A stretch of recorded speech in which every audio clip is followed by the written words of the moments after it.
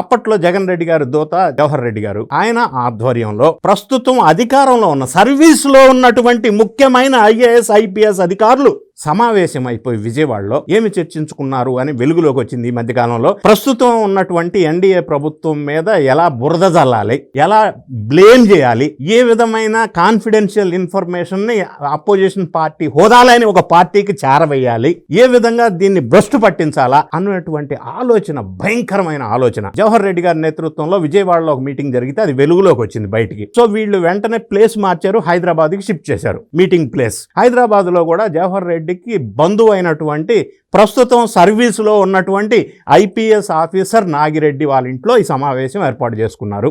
అందులో అటెండ్ అయిన IAS IPS ఆఫీసర్ల పేర్లు కూడా బయటకు వచ్చేసినాయి. సో ఆ విషయాలు బయటకు వచ్చిన నేపథ్యంలో ప్రభుత్వం వాళ్ళు ఇప్పుడు వాళ్ళందరినీ తీసేసి వేరే వాళ్ళని పెట్టి పని చేయించడం సాధ్యం కాదు. సో వాళ్ళ చేతనే పని చేయించాలా, ఎఫెక్టివ్ గా పని చేయించాలా, ప్రభుత్వ పాలసీస్ పథకాలు ఇంప్లిమెంటేషన్ సరిగా చేసే విధంగా మానిటరింగ్ చేయాలి.